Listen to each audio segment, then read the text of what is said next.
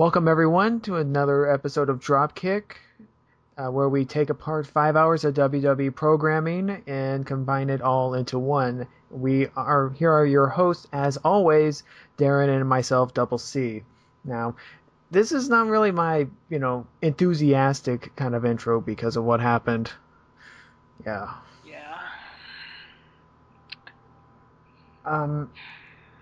Okay.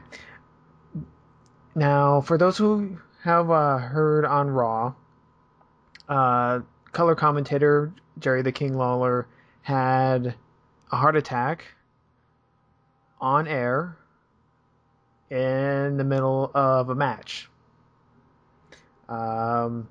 He collapsed, and the EMTs took action right away and sent him to a local hospital where they performed CPR and got him worked on, and he's doing good. He's doing fine. He's breathing.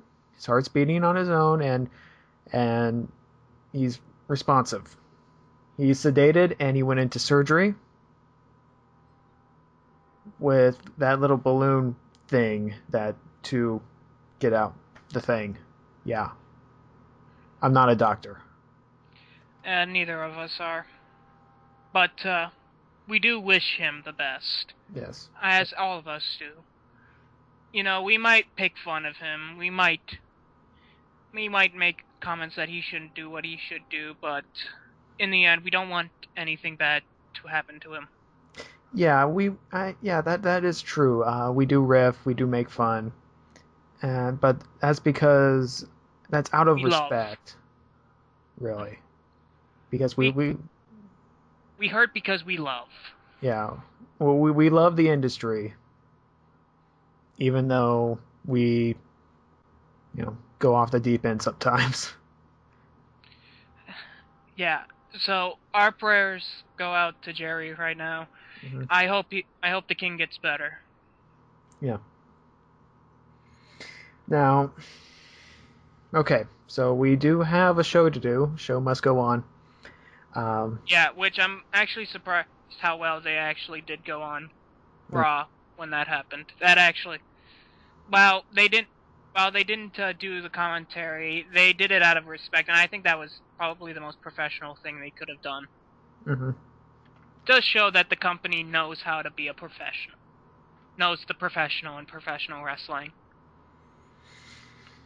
Yes. So we have Smackdown from the 7th and Monday Night Raw from the 10th. Okay. So the show starts out with Alberto Del Rio. He comes out and he complains about Sheamus's finishing move, the bro kick. And he says he wants it banned. Booker T comes out and he polls the audience about what to do. What do you think the audience is going to do? No, don't do it. That's what Booker T does. Mm-hmm. Bro kick is still legal. For now. Until, David Otunga comes onto it. And this is really an icky angle for me. Because it does sound like... It feels... I know just a few minutes ago I said how they are professionals. But I guess this is showing a little bit of mean-spirited as well. Using an injury to exploit for another one's purpose. But then again, you can argue that's what heels do. But then you can argue that's what a heel does, and that's what Alberto Del Rio is. He is the bad guy, by all counts of the imagination. And while I do feel like if, honestly, a person was hurt like that, I would cast charges, simply do violations. So, honestly, the David Otunga thing with Ricardo Rodriguez, I have no problem with, to be quite honest. Yeah, and this is pretty much putting a new twist on the ban your opponent's signature move storyline. Because we've seen this before with the RKO and Sweet Chin Music. before. That's true. But honestly, I don't know how people could be worried about this, because so far it's been proven that Sheamus just picked up a new finisher. Right. He picked up the what was it? Texas Cloverleaf. The Texas Cloverleaf. He picked up the Texas Cloverleaf, which should be now called the Irish Cloverleaf. We'll see. It should be, because it's weird to have an Irishman do something Texas related. I can make so many jokes about beer right now. No, have you ever tasted like Irish ale? It is nothing like our American shit, dude. Oh like, yeah, I remember a story my dad told us about how it's steamed, and it was like black as soul. It was black as coffee. That's how house drafts are in Ireland. Yeah. Okay, so they don't fuck around with their whiskey. They don't fuck around with their alcohol. Let's just say that much. Oh yeah, that's yeah. Okay, so we have the first match of the night: Rey Mysterio and Sin Cara versus Cody Rhodes and The Miz. Pretty much a rematch of what we had like 2 or so weeks beforehand. Yeah, this seems like it's repeating itself. But then again, I think that's what was the purpose. I know that there is the feud between Rey Mysterio and Cody Rhodes, and it's always about the mask. This was like the same thing why Rey Mysterio and why Chris Jericho had a feud, because he hated the mask, because he would let people hide behind it. Yeah. However, in this particular matchup, Cody Rhodes never went after the mask. Which is weird, because wasn't that his whole thing the entire time? Is like, oh, you're wearing a mask, you must be ugly under it. Yeah. And I actually have seen a picture of Rey Mysterio without his mask on. I don't know what he looks like now, but he doesn't look ugly. He looks very baby-faced. And I don't mean baby-face. I mean actual, like, this dude looks like a frickin' child. He has a very young-looking face. Yeah. Must be a good reason why he wears a mask. You want to keep those good features good, still looking good. Yeah. The story of this match was also the fact that Cody accidentally kicked The Miz, and then Mysterio rolls up or something. I forget the actual finish, but that was what was important. Schoolboys him? I think so. Or 619 fish flop. It pretty much, it doesn't matter what the finisher was, it just ends with like Miz losing to Rey Mysterio. Yes. So when you think about title pictures, Mysterio is pretty much number 1 contender at this point. After this, we go backstage with Daniel Bryan, and he's talking to Hornswoggle. You can tell by my happiness. Yes. Okay. Daniel Bryan's like, okay, I'm good. Hornswoggle's like, ha ha ha ha, I'm a little person, I'm gonna stomp on your foot, and then Bryan's like, oh! And he's trying to keep his composure. Honestly, at that point, I would show the midget how I play midget football. And I don't mean midget, and I don't mean our football, I mean soccer. I know that's mean-spirited of me, but dude stomping on my foot. I would show that to anybody who did that to me. So we have the second match. Daniel Bryan versus Zack Ryder. It's a squash. Almost. And then, except for the part where Zack gets the upper hand, and then Daniel's all like, okay, let's hug it out instead. I'm sorry. And then goes into the no-lock right afterwards. And then referee reversed the decision due to Bryan not letting go. So Zack Ryder has a victory over Daniel Bryan, former World Heavyweight Champion. Oh, how the mighty have fallen. I know it's like you can only push a guy so far in this industry. You can't push everybody at once, because if we did, that's what we would be doing all the time. You can only push, like, certain people. But it is honestly a waste to see, like, somebody like Daniel Bryan, who is a really good talent, to pretty much be at this point. Yeah, but it's not really, hurting him that much. He's still the most interactive with the crowd. I wish he would just go back to just doing the yes thing, to be quite honest. That was pure awesome. I think eventually it will end up being like that again. Because I think that would be the best. I honestly think that would be the best for him. Is like he's not angry anymore, but he's just like accepted it and just is going back to the yes we can attitude and just using the yes again. I think that's how honestly this arc should end, which I find actually is very full crap. What's the storyboard word for that? But full circle. Yeah, it goes full circle for the character that he first out started saying yes because he was a heel. Now he says yes because he's a face and is doing all the good stuff. I think that honestly would be the best. Okay. Up next, we have Damien Sandow. He comes out. He complains about social media. That social media is calling him a coward for walking out on his match versus Sheamus. And he complains about not being ready for his opponent. Which, guess what? He has another impromptu opponent.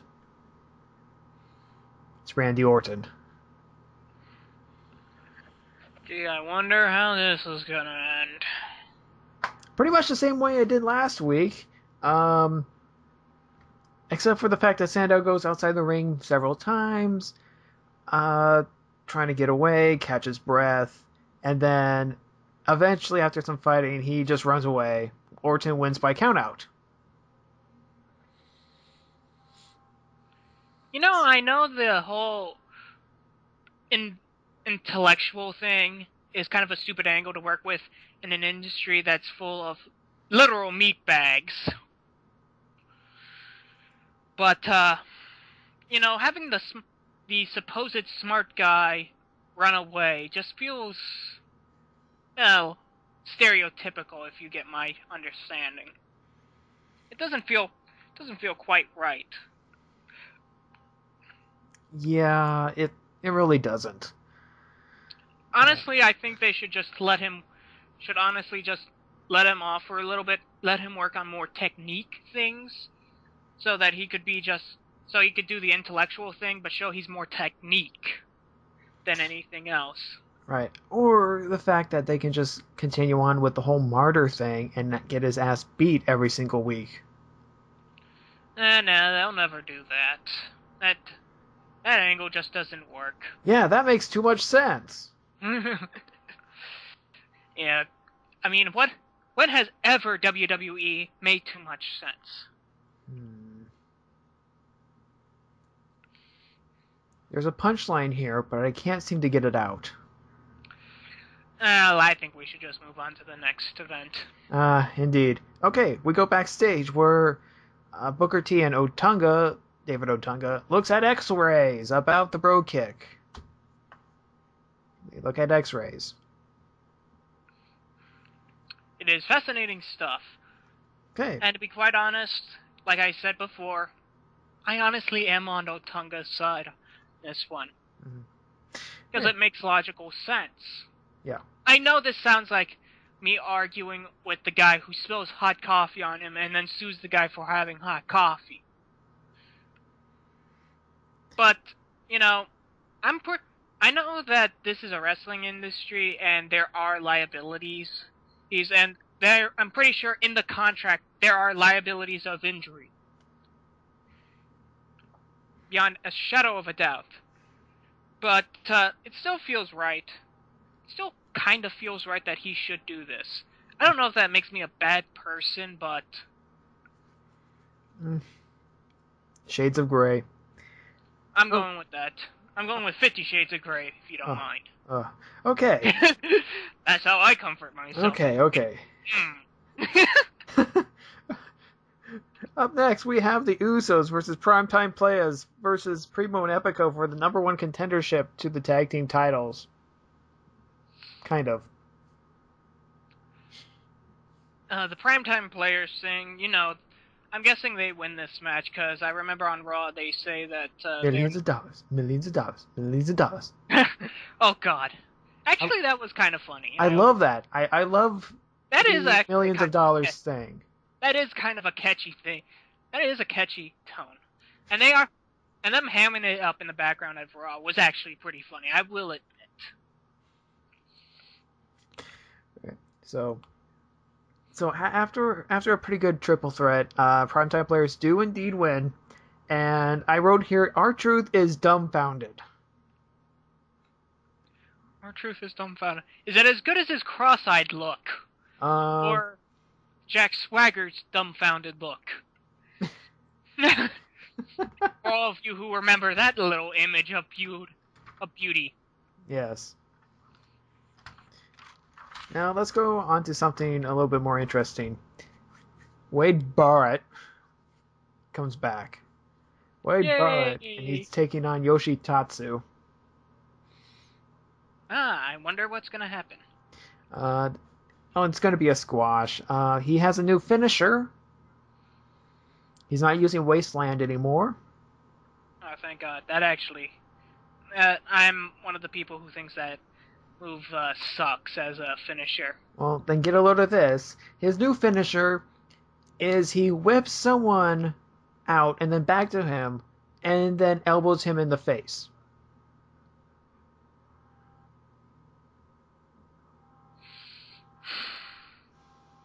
I know they're going with the whole brawler thing, but elbow to the face is just not enough. It honestly, like I said, they should have done it. They should do it like the Big Show, where it's just like like he winds up one big massive punch and just slugs the shit out of the guy. Because that would be like the ultimate hit. Because that would be like the ultimate thing for what they're trying to do with Wade Barrett right now, is that they're trying to push him as a brawler. As this guy who just punches the shit out of you. And what you want him to do is have one big finisher where it's just like a giant haymaker punch to the face. I would not do the elbow to the face. That just doesn't seem right. Yeah, so we'll see if he continues to do this, because I wasn't that impressed at all. Sorry to interrupt you. It's alright. Okay. So, Barrett wins. He says that he gets on the microphone and he says that he's open for business. So, I guess protection agency again? The APA again? No, when I say again, I mean probably like referring to the APA sort of thing. Yeah, that's what I mean. Yeah. Then again, that misses out on great Ron Simmons. I get to hear him say, "Damn!" every week. Right. Now, the main event. The main event. What is the main event? The main event is Sheamus versus David Otunga. Now, the story here is that Booker T was mad at David Otunga, and then he says, well, get your gear on, dog. Get your gear on, sucker. We're gonna have you in a match. Yeah, and there's like, he's going up against Sheamus because Booker T's impulsive. And so I was really bored with this match. It looks like Sheamus was bored with this match too. I put down, it's like Sheamus doesn't care about what's going on. Yeah, to be quite honest, I don't think anybody cares what's going on. Like, literally, they have a week till their finisher, till they have the other World Heavyweight Championship. It literally, we're just wasting time. There's nothing else to do right now. And then, as he's about to do the bro kick, Booker T comes out, and he goes, "Hold on. The bro kick is now illegal." And then Sheamus does the Texas Cloverleaf. Wins by submission.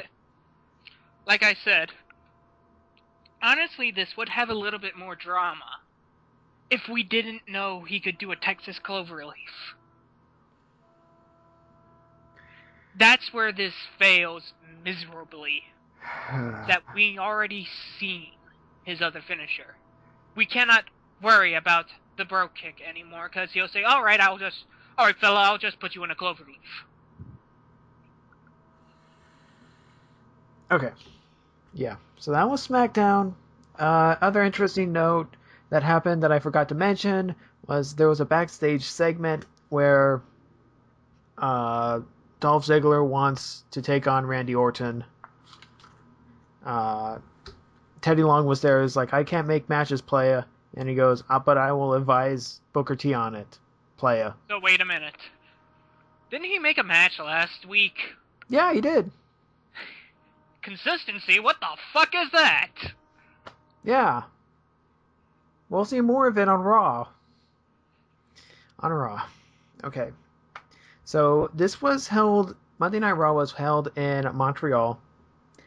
And they advertised Bret Hart, first time in 15 years in a WWE ring in Montreal. I don't know. Has it been 15 years? Yes. Yeah. Almost. And a couple months. Huh. It's been 15 years since the screw job. You feel older after realizing how old that is. Yeah. But Bret Hart does look a lot better than he did last time. I think he looks fine for his age, to be quite honest. Yeah. I mean, there's a lot worse I've seen coming out of old wrestlers. Oh, yeah. You could be Hulk Hogan with a bracer on his back. You could be Kurt Angle, who has a constantly broken neck. So, Bret seems fine. Yeah. He comes out. He basically says thank you to the crowd. And this is when things start getting, I don't know, weird. This whole show was weird. Okay, so CM Punk interrupts. He goes into a what-if scenario. He brings up the screw job. And he goes, "If I was facing Bret Hart, I would beat him. No problem." And then jump ship to WCW. I got a tangent for this, but you can go on. And Sorry. WWE would be dead. And I would be on top. But this is painful. Now go ahead. Alright. Children, let's go up to our blackboards and see what the problem with this situation is. Casey, if you wish, you can help me out on it. Alright. Alright. Let's say in this alternate universe that CM Punk is at his prime and Bret Hart is at his prime as well. Okay. Say that he is, instead of Shawn Michaels, he is the one that is facing off against Bret Hart. Mm-hmm. Now, say that this probable situation that Vince does not interfere. Let's say that none of what happens, it's just a straight match, Punk wins. Okay. Now, let's say he also jumps ship to WCW. They would take the belt from him still, or at least have somebody else try, or at least hold a tournament to see who gets the new belt. Say pretty much, fuck you, you're not allowed the belt anymore. Right. Like they've done in the past. Mm-hmm. Then, you have to come to the idea that there are two other people in that industry right at that time that are making their big names at the moment. You know who those two people are? Hulk Hogan and Kevin Nash.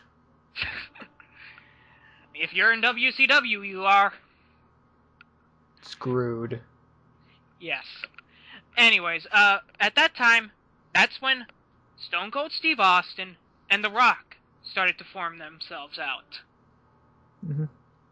Now, saying that the Attitude Era would never have happened with that screw job is a bold-faced lie, because between Austin and The Rock, they would have thrown that Attitude Era into fruition anyways, in my opinion. There is no doubt about that. Seeing how I just watched the Austin biography that they had on WWE, and pretty much everything he did was pretty much a Kickstarter to that incident. Was pretty much a Kickstarter to the Attitude Era. It was not the screw job itself, while many people believe it was. It helped. It helped, but between Austin and The Rock, it would have been anything else. They would have started the Attitude Era. It would have been fine as it is. That also being said, let's say let's go over back to WCW, where Eric Bischoff is the lead, and our main people are two old farts, well, a bunch of old farts, to be quite honest, and all the young people are in the background, like, say, CM Punk. Yeah. Then you add Vince Russo to this mixture. In the 2000s. Yeah. Yeah, you add Vince Russo to this mixture. What would happen in the end? Punk would be on his ass somewhere else. Okay. And I know that egotistically, this is supposed to say, like, oh, he thinks too big of himself. Even looking in the face of basic wrestling history, I'm sorry. Bullshit, bullshit, bullshit, bullshit, bullshit, bullshit, bullshit to the nth degree. Whiskey on a pole match. Exactly. I'm done with my tangent. Okay. Thank you. I'm sorry I took so long, but that is your education for the evening, I think. Okay. So, on with the show. I'll shut up now. On with the show, we have an All Champions matchup. We have the Tag Team Champions, R-Truth and Kofi Kingston, versus the Intercontinental Champion, The Miz, and the European Champion, Antonio Cesaro. Mm-hmm. Now, this match was pretty good, I think. Kind of,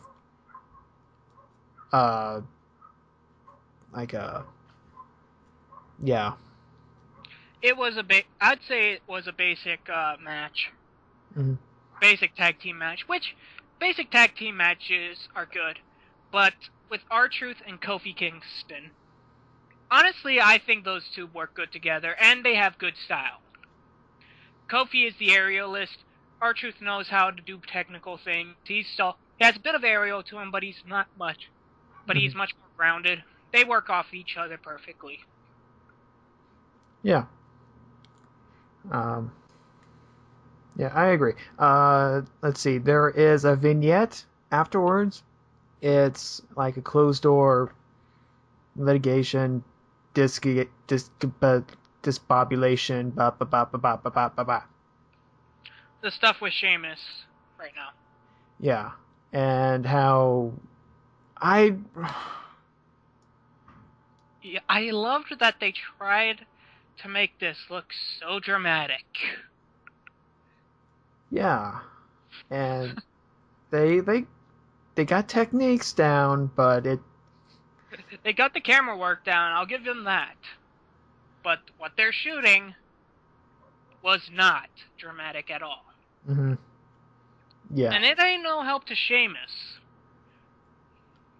Yeah, who is pretty much going Daniel Bryan and saying yes, yes, yes, yes.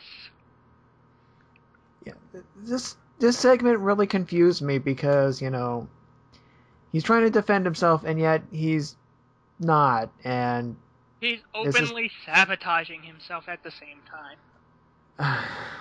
It's stupid. Okay, I think we should move on. Let's move on. Okay, match number 2. Layla, Caitlyn, and Eve versus Beth Phoenix, Alicia Fox, and Natalya. Otherwise known as Bathroom Break. However, this match was probably the best Divas match, at least all year. At least in a while. Yes. And let's see. Who won this match? Eve wins. Yes, Eve wins because she was like, I'm going to take myself in. And neckbreaker. Boom. Done. That's it. Yeah. Like we said, there ain't nothing going on in Divas. It is literally a bathroom break. Mm-hmm. Even the best is bathroom break. Yeah. Third match. CM Punk in a Raw Interactive match versus Randy Orton. Now, this match I had problems with. Mostly, I don't know. I think it's because of Orton's style, because he's more methodical in his matchups, rather than Punk, who is, a speedy guy. Mm-hmm. Technical speedy. And I found this match really, really slow paced. And of course, it lasts like a half an hour because of what happens next. There was a DQ finish, and that was because Dolph Ziggler interferes, trying to get momentum for his match at Night of Champions. Okay, that's fine. And then after a commercial break, we find out, first of all, Jerry Lawler comes in and starts beating everyone up. And then we come back from commercial break and it's a tag match. Alright. This is gonna be a sticky situation to talk about, seeing what happened afterwards. Yeah, it does. So, during the match, Ziggler pretty much beats up on Lawler and then Paul Heyman comes out. He talks to Punk. Punk talks back and pretty much ditches the match, and then Orton wins. Because, yeah. I'm gonna start out with one problem with this whole thing, was the trailer back there. The trailer in the back there, the production team. Mm-hmm. They fucking fell. And I mean fell with how crappy they transitioned from commercial to all that stuff. The way they were doing camera work. Somebody in the back was not doing their job properly. Yeah. Was that like a rough cut? Yes, it was a rough cut. It was a horribly rough cut from black to advertisements. It was horrible. It was a horrible dead air moment, and I'm used to dead air. I've worked in the industry. I know how it works. I know how it's all done, but you're supposed to be professional. And I know just right now, after a whole professional thing, they weren't good at it. And that's what pisses me off at the moment. It's like, really? I'm unemployed at the moment, and they couldn't do anything of it? Yeah. So, okay, we gotta move on. Backstage segment with Punk and Heyman. He says he's a Paul Heyman guy. That's it. Woo! Yeah, we have another he said that a year ago. Yep, that is true.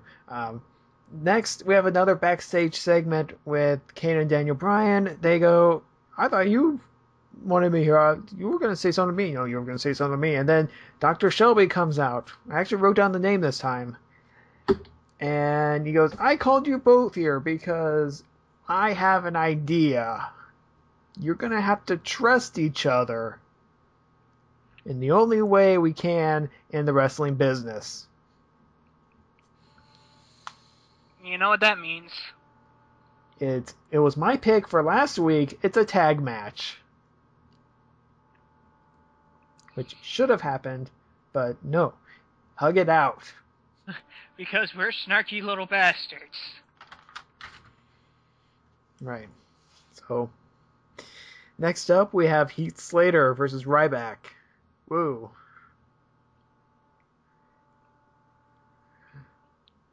Yeah, this was literally just a squash for Ryback. And you were slowly noticing it was starting to get more quiet.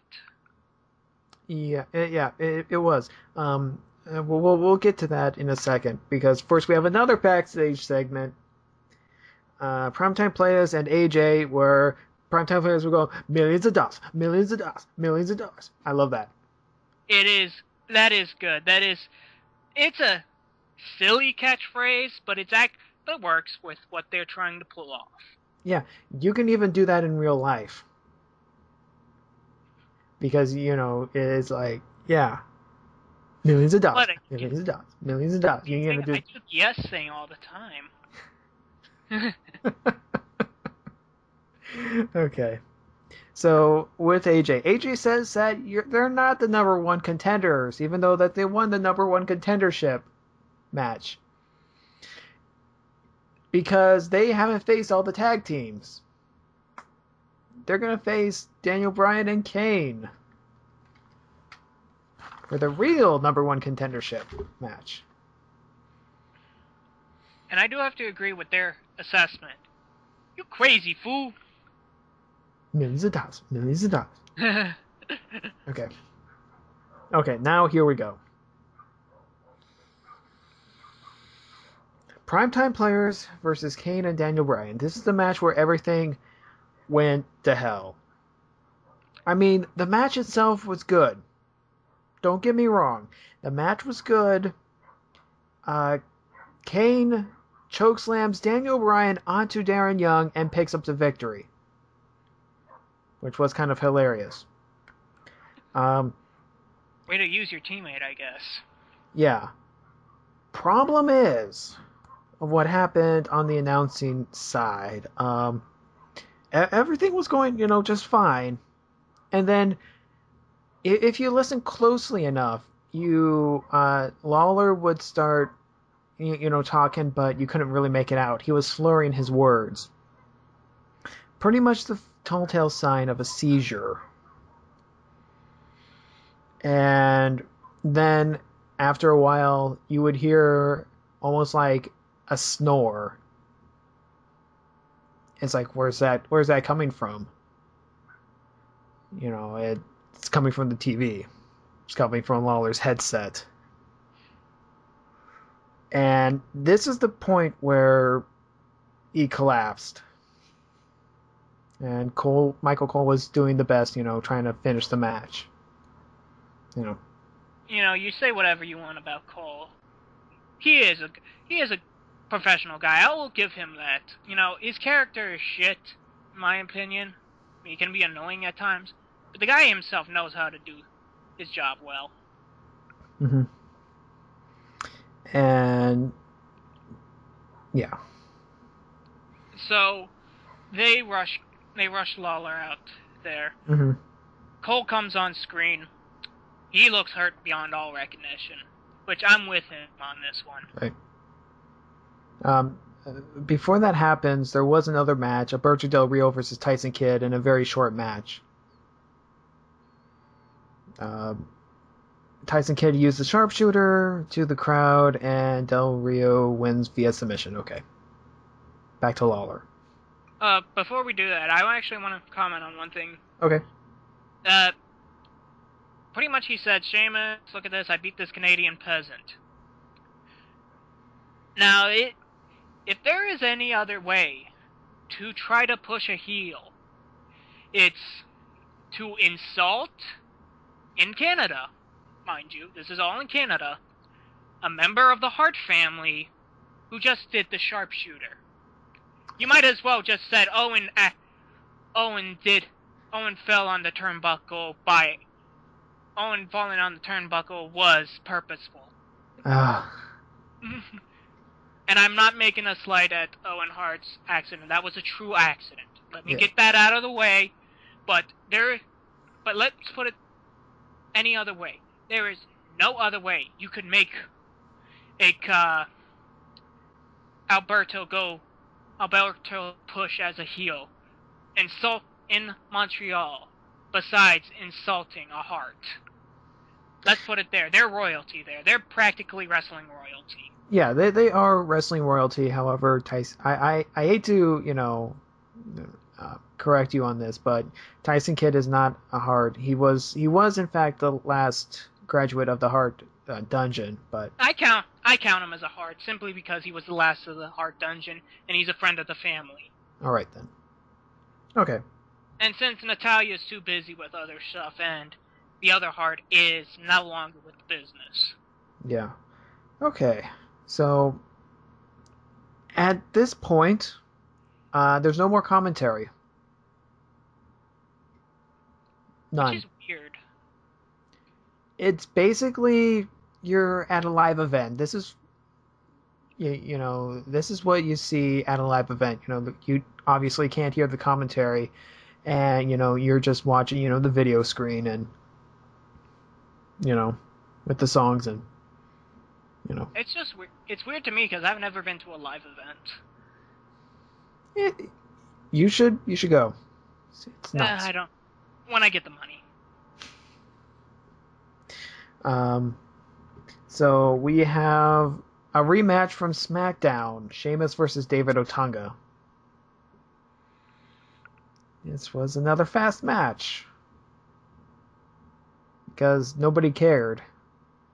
Yeah, literally nobody cared, and without commentary, this was really boring to watch. I know, you complain about commentary so much about how people are just annoying after a while, but honestly, without it, it's even more boring. Now, he goes for the bro kick. AJ comes out and goes, Sheamus. And then Booker T comes out and he goes, this is a SmackDown thing. And it's like, if you do... Oh, wait, no. First he hits the bro kick after the match. Okay, then they come out. Because this is important. Because Booker T says, if you do that again, I'm going to strip you of the title. Wasn't even that good of a bro kick. No. Really wasn't. It looked more like it was hitting him in the stomach instead of the head. Now, this would be very interesting. Say that at Night of Champions, Sheamus hits the bro kick. Gets stripped of the... I think they're working that way up. Yeah. Gets stripped of the title. Immediately, Dolph Ziggler cashes in.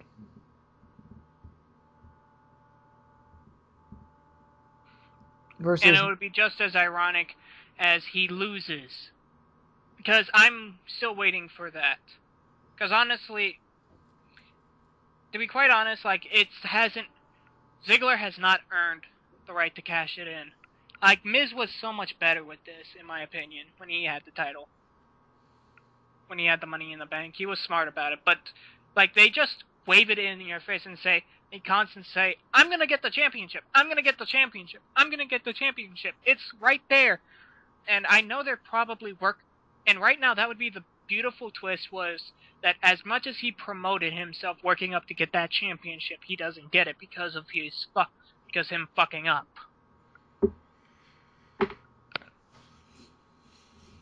Yeah.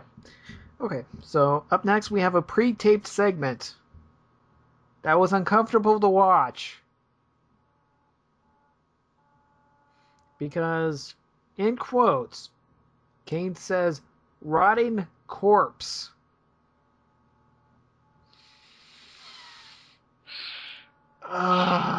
Yeah. Oh, that reminds me. The whole number one contendership to the tag team title thing. Completely forgot. Primetime Players was number one contender. Now they're not. And that made the entire 4-week track for the title hunt completely and utterly useless. Well, pointless, I think, is the more. Pointless, right. Useless, it's both. Get your anger out. Tell us how you honestly feel. Okay, how do I feel? I feel like, sure, Kane and Daniel Bryan, good tag team. Do they deserve a title shot? Sure. Now, no. I think that Primetime Players, as a heel team, beats R-Truth and Kofi Kingston, and then Kane and Daniel Bryan, as a face team, go after them. Yeah, actually, that makes perfect sense to do that way. I know you're trying to recreate the Hardy Boys, Dudley Boys, and Edge and Christian so very much, so badly, but you can never do that. It's almost impossible. Let's be honest. Those three, with that triple threat ladder match, will never be able to be accomplished again, because those three teams knew what they were doing, knew how to work that match perfectly, and were great with ladders and chairs. Yeah, and, you're doing too much, too fast, let it ride. Mm-hmm. That's all we want, we all want a tag team division that's, can stand up on its own. To have a handicap match featuring the tag team champions versus the world champion actually means something. Because this is a tag team. They're the champs. They're good. I go back to the year 2000 where there was a particular Smackdown episode where they put Edge and Christian, the tag team champions, versus The Rock. And as I was watching it back then, it's like, oh crap, The Rock might lose this one. Because they're the tag team champs. They're really good. But you forget, he's The Rock. But he's The Rock, so something has to give. Now it's like, you got mid-carders versus Sheamus. It doesn't work the same way, I know. Okay, I'm done with that. Feel better? Yeah, I honestly do. Anyways, we were talking about rotting corpses and doing the... Oh, God. Okay, yeah. Rotting corpse. Okay, enough with that. So... Bad timing. Horrible timing. Should have just cut that completely, in my opinion. Yeah, or redo it. Do it live. Do it live! You could have done. And I think it, personally, just cut it. Cut it, put in a match in between, get like a few mid-carders in and say, like, you, fight. And they're like, okay, we'll work something out. Okay, so we have Rey Mysterio versus Cody Rhodes. Now I thought this was an alright match. Yeah.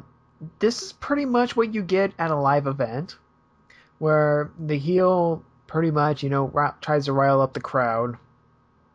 And the crowd was pretty much dead from this point on, but, that's beside the point. The crowd in this audience, they were very hardcore. And I mean hardcore wrestling fans. They knew their shit, they knew what they liked, and they fucking adamantly hated this show. Yeah, and the heel, they tried to rile up the crowd, all that stuff. There was lots of taunting and all that stuff. It's what you get at a house show, really. And I liked it. I liked it because it actually did remind me of going there live, and it not much happened except for the fact that there was a distraction by The Miz, and Cody Rhodes picks up a victory. And then right afterwards, he hits a crossroad on The Miz. So I'm thinking triple threat. I'm kind of sick of triple threats at this moment, to be quite honest. At least there isn't a pay-per-view, dedicated to it. True. Or it could have been capital punishment, to be quite honest. Oh, okay. Yes, I'm gonna keep hitting that sore wound until it never heals. I will have to do a special show on that. And you're all gonna suffer. Because I'm gonna hit on a lot of topics. Alright. Moving on. Was this the last match of the night? I think this was the last match of the night. Then we had the stuff with CM Punk and John Cena. Yeah, the John Cena interview. Basically, Bret Hart comes out and he goes, "Okay, John Cena, you and CM Punk are pretty much like me and Shawn Michaels. You're like me, John Cena. And CM Punk, he's like Shawn Michaels. Because you're a good guy, he's a bad guy." I was like, yeah, literally that's the only thing they have in common. However, you can't wrestle, and he can. Well, that you also have to put in like ideas of like wrestling, and I think the crowd was shouting at this point, "You can't wrestle!" Clap, clap, clap, clap, clap. Yeah. That's what they were doing. Yeah, this crowd, you don't fuck around with Montreal audiences. They know they're wrestling. Yeah, and Bret Hart was pretty much, trying his hardest to put over John Cena. Which God bless the man for trying so. He's trying so hard. But this crowd ain't having any shit of it. Yeah. Then CM Punk comes out. After, they call CM Punk a phony. Punk comes out, calls John Cena a phony, because he is. He is. Alright, I'm gonna divulge into another rant and raving, and we're gonna talk about John Cena for a moment. Okay.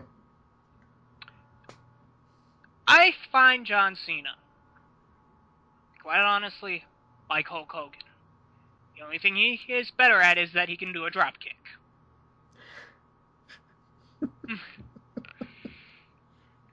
Is he the ultimate paladin good guy?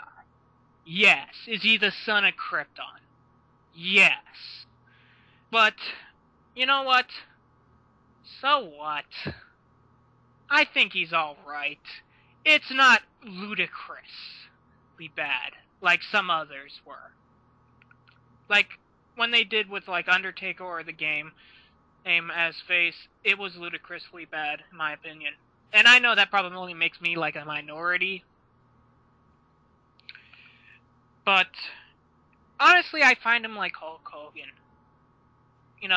He's alright, he can't wrestle, sure, but it's at least the guy has commitment into it. And I've seen that in any way, so I can respect him for that. He's not the best, but I don't honestly care. Yeah. My opinion is yes, he's the face of the company, he has been, and he's still going to be it, even though the Punk's been the champion. Cena goes into the whole stick about, you weren't the main event because you didn't want the main event. You think it's some sort of conspiracy, while in reality, or the wrestling reality, is that it was always about John Cena this, John Cena that, John Cena versus The Rock, John Cena versus, Brock Lesnar, John Cena versus John Laurinaitis. Yeah, that's my only true problem with John Cena, is he's blind. It's more or less just, we want the guy to back off a little bit. I know it's, he's the face of the company right now, but not everything has to be about him. Punk retorts, he's better than John Cena. He's better than Bret Hart. He's better than Shawn Michaels. Better than The Rock. Better than the Stone Cold Steve Austin. Hint, hint. WrestleMania. Please make it happen. No, they can't do that. Austin's body is broken beyond all recognition. Still wanted to see it. There's a reason why they still go with The Rock, because The Rock got out early and did his film career. His body is still very much intact. Austin's is a bit broken. Yeah, I know, but you can't blame a guy for, trying. And No, I don't. John Cena then goes into his whole rant thing where he says a lot of stuff. A lot of stuff made sense. He actually had passion. He actually had, good things to say. He said them right. He cut a good promo. And nobody's going to remember that. Yeah. It's like he did a great promo, in my opinion, last night. And that's the good thing about John Cena, is like, while the guy can't fucking wrestle for shit, he can at least make it sound good. Yeah. And that's honestly what you you need for a face of the company, is you gotta make it sound good. Doesn't matter if he wrestles good, because, like, with CM Punk, with CM Punk and John Cena, they could make up a lot to overcome John Cena's difficulties with CM Punk, because you can easily make that workable match.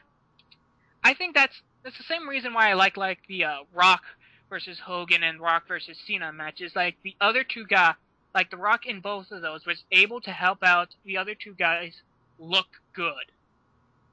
Yeah. And that's what you need, honestly, for somebody like Cena, is you need him to look impressive, to look like the good paladin face of the company. And CM Punk is a perfect match for that. He can look good on his own without another competitor who looks good on his own, no doubt, but people like him who can elevate things to make crappy people look better than they are, is probably one of the best things you can have in the entire industry, in my opinion. So, yeah, so Night of Champions looks to be a really good, well, I guess you could say good pay-per-view. A good championship match for the WWE title, that's for sure. Mm-hmm. Now, we should go into some predictions. Because next time we have a triple threat. Alright, mind if I do this one out of the way? With the Money in the Bank thing, Dolph Ziggler. Dolph Ziggler versus Randy Orton. I say they make another stipulation on SmackDown. Did they run SmackDown yet?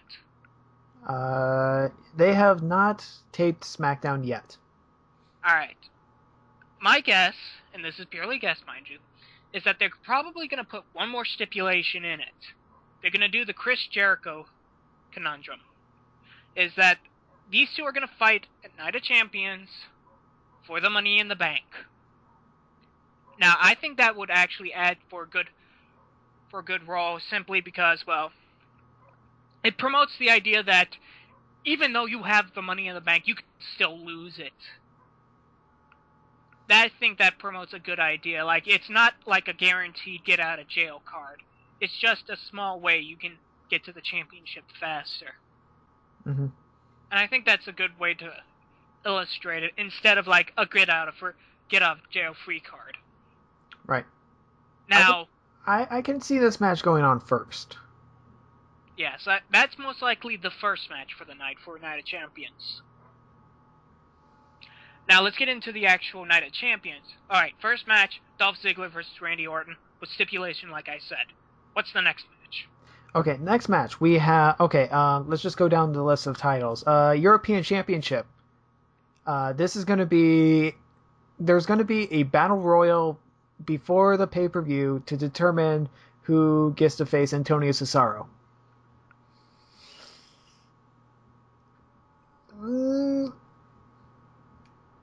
Retain? My guess is retain, but if I'd have to guess anything else, Santino Marella is going to be the #1 contender. Okay.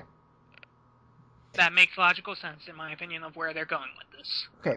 Intercontinental Champion. Miz versus, I guess, Mysterio and Cody Rhodes at this point. I say Mysterio, but then again, I'm a fan. I say Miz retains. Cody Rhodes goes on to face World Champion. I think I can see that as well. Divas Championship. Layla versus Caitlyn. That's right. I honestly don't give two shits about this. I say Layla retains because don't care. My answer to this is pie, and I don't mean the food pie. I mean mathematical pie. Right. Next up, Tag Team Championship. The Daniel Bryan and Kane, the Devil's Favorite Dragon versus R-Truth and Kofi Kingston. The Devil's Favorite Dragon.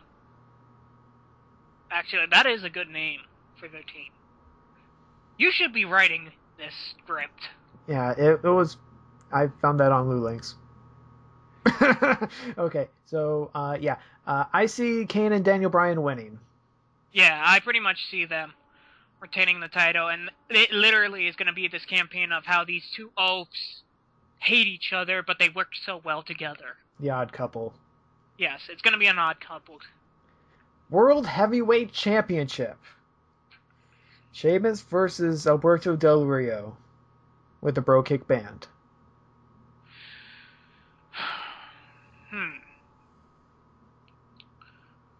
I don't know, honestly, for this one. If I'd have to make a guess, though, and this honestly is my guess, I think, again, it's going to be a retain. And I know we're saying retain a lot. Because, like, the only change I think we have is Caitlyn, which we don't care about. I have Rey Mysterio, but then again, I'm a fan. And this is going to retain simply because it's pointed so much that Sheamus does not need to use the Bro Kick. That he can pull out the Texas Cloverleaf. And I think that's going to be his new finisher. I say, I think there will be some shenanigans going on where the match gets restarted. At least. And I think a Bro Kick will happen. And I think that will cause a disqualification. Possibly stripping of the title.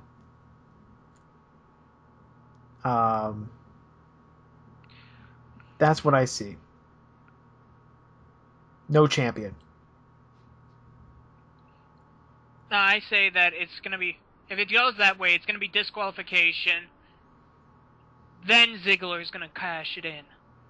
And since there is no champion anymore, right, he gets it. Yeah, that could happen. Or they can do the whole no champion thing. And, yeah. I don't know about that. But to be quite honest, I think it is about time that we got a new champion for the World Championship. And then because Sheamus ain't doing shit against with that. Yeah, and then finally we have the WWE Championship. CM Punk as the champion versus John Cena. My guess is retains. And we're going to wait. We're going to ride this crazy train out till Royal Rumble where he faces off against The Rock. And there, he's going to lose. Like, it's going to be the ultimate champion match. It's going to be the ultimate champion match, and The Rock somehow is able to pull it off and winning it. Showing that he is still, like, the most awesome, best in the world. Mm-hmm. And then at WrestleMania, we'll see Rock Cena 2. Yes. for the title this time. That actually works out a lot better. And then John Cena's going to be the champion. He's going to win the title from The Rock. I honestly see it how that's going to work. I honestly see it working like that. Yeah. It's not even Survivor Series time yet, and we're already predicting WrestleMania. You can just see, honestly, the clockwork of how it's working. Yeah. So, anyways. Okay, so we're out of time. Oh, one final prediction. Yes. For the Halloween show, Muppets come back. It's going to be awesome. Oh. I think I heard some pain there. Okay. That's it for Dropkick. We're out of time. Follow us on Twitter. Tell us that we suck. We don't really care. And we'll see you next time when next week we cover SmackDown, the pay-per-view Night of Champions, and Monday Night Raw in another triple threat. We'll see you later. See ya, Muppets.